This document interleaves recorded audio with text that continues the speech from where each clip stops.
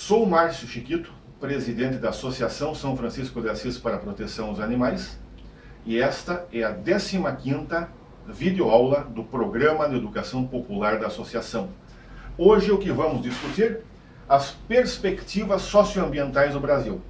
Esta aula se destina a ser um sumário, um comentário objetivo deste último ciclo de aulas que nós demos desde o ano passado. Como vocês sabem, o Brasil tem vários biomas: Mata Atlântica, Cerrado, Agreste, Caatinga, Pantanal Mato Grossense, Amazônia, Pampa Gaúcho. Todos eles em estados variados de degradação. Por que essa degradação? Porque existem dentro desses biomas áreas urbanas, áreas de mineração, áreas de lavoura e áreas de degradação pura e simples. Áreas destruídas. A pergunta é: o que fazer? A primeira coisa que nós temos de discutir, a primeira coisa que nós temos de pensar é em economia. Por quê? De economia depende tudo. As ações governamentais de preservação custam dinheiro, as ações das ONGs custam dinheiro. Tudo isso depende de uma economia sólida, e o Brasil não tem uma economia sólida. Todos se lembram que já antes da Copa de 2014, nós dizíamos que depois da Copa o Brasil vai quebrar. Efetivamente quebrou. O Brasil entrou numa crise depois de 2014, da qual não vai sair antes de 2030. Repito, não vai sair antes de 2030. Só verifiquem nos noticiários econômicos, vão verificar isso. Inicialmente dizem, não, o Brasil vai sair da crise no ano que vem, daqui a 2 anos, daqui a 3 anos, daqui a 5 anos, e agora está se admitindo que antes de 2030 o Brasil não sai da crise. Esse é o primeiro aspecto. Segundo, o Brasil, em decorrência tanto da crise de 2014 quanto da economia neoliberal que se vem instalando desde 1990, o Brasil tem uma economia muito fragilizada. A greve de caminhoneiros do ano passado demonstrou isso. Demonstrou de uma maneira bastante clara para quem quiser ver. Uma simples greve de caminhoneiros abalou a economia, e o abalo é sentido até os dias de hoje. Então esse é o primeiro aspecto que nós temos que considerar. A economia do Brasil é muito frágil. Mais frágil ainda pelo motivo de que o Brasil vende matéria-prima. O Brasil não tem política de produção de manufaturados ou de produtos agrícolas valorizados. O caso aqui é vender matéria-prima, que está levando a esses desastres de ruptura de barragens, etc. e tal. Isto tudo leva ao empobrecimento da nação. E nação empobrecida tem muita dificuldade para preservar o seu meio ambiente. Entra-se num ciclo vicioso. Depois da ditadura, teve mais um aspecto bastante inquietante para o estudante de história. Depois da ditadura, houve um grande ciclo de desmatamento, principalmente no norte do Brasil, e já está se registrando baixa das águas. As águas no Brasil estão baixando de nível. É o mesmo problema que tiveram antes de nós. Os sumerianos, os gregos e o Império Romano. Todos eles, todas as nações tiveram esse mesmo fenômeno e se esbarrondaram no final. Esse é o primeiro aspecto. O segundo aspecto é um aspecto sociológico. Nós temos no Brasil muitas entidades, ONGs, de proteção ao ambiente. Seja de proteção da mata, de proteção dos animais, de proteção da flora, e todo esse ramo congregado numa frente só, frente de preservação ambiental.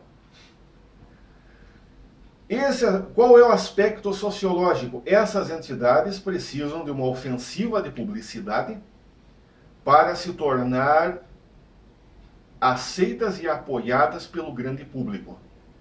As entidades de proteção aos animais, as entidades de proteção da flora, precisam de apoio, não só das autoridades, não só do empresariado, não só da intelectualidade,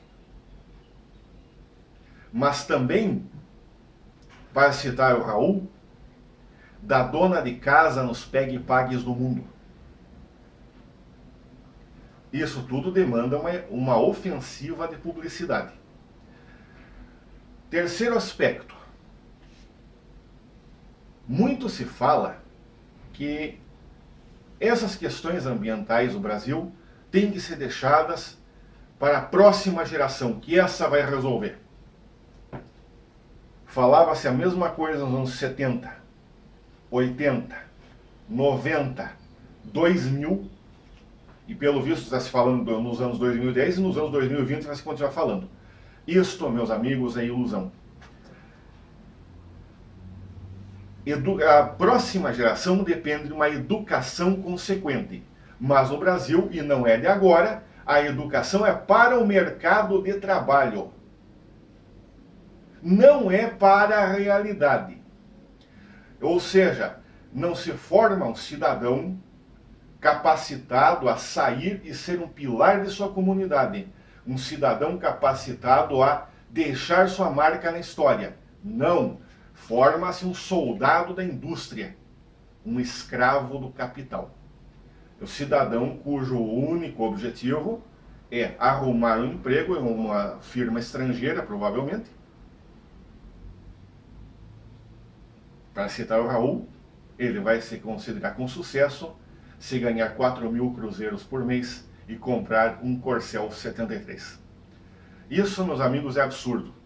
A formação da próxima geração é essencial, sim, mas ela demanda uma reforma educacional consequente.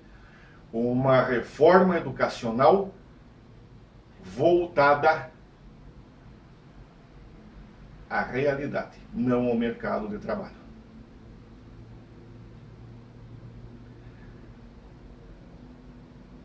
Quarto aspecto.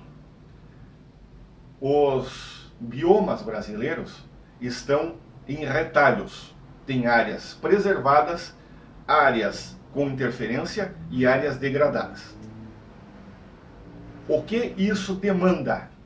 Demanda cuidado dessas regiões, e esse cuidado vai ser mais bem executado pelas ONGs e nem tanto pelo poder público. Para isso, as ONGs precisam de autossustentação. Elas precisam de independência financeira. E isso é difícil de conseguir. É aí que leva aquela situação que eu já falei, uma deturpação em que a ONG passa a receber dinheiros do governo. Ela perde a independência. Perde a independência e é incapaz de progredir. Esse é um aspecto bastante complicado, porque demanda que as ONGs tenham um financiamento próprio de alguma forma e, sobretudo, elas tenham apoio do empresariado. E não dependam do poder público. Até porque as ONGs são entidades de defesa do interesse do povo. E muitas vezes o poder público e o povo entram em choque. Então é uma situação extremamente complicada. E o que devem fazer as ONGs na atualidade? Esperar pela próxima geração? Não podemos nos dar esse luxo. E ficar sentados até 2030 para passar a crise? Absurdo. O que as ONGs devem fazer no momento? Arregimentar força como puderem, trabalhar em seus segmentos específicos o melhor que puderem, com os recursos que puderem. A próxima geração de que tanto se fala, que com essa reforma da Previdência que está vindo aí, e mais o famoso 5G, pode, na verdade, virar uma horda de desempregados de 40 anos, a próxima geração vai ter que planejar como fazer melhor sobre o que se fizer na atualidade. Isto que nós estamos falando é um desdobramento de uma verdade que vinha surgindo já antes da Copa de 2014, que levou à quebra do Brasil. O Brasil ia entrar em crise. Todos sabiam que ia entrar em crise depois de 2014, quando, devido aos grandes gastos com aquelas competições esportivas, que unicamente para tentar granjear prestígio no exterior.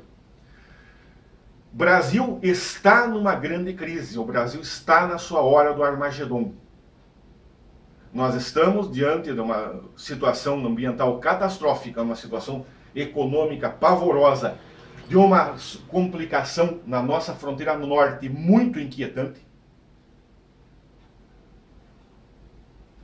Em suma, o Brasil está na maior crise de sua história.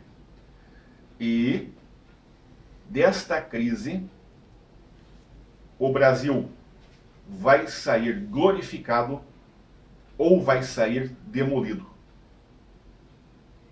Termina aqui a 15ª aula do programa de Educação Popular da Associação São Francisco de Assis.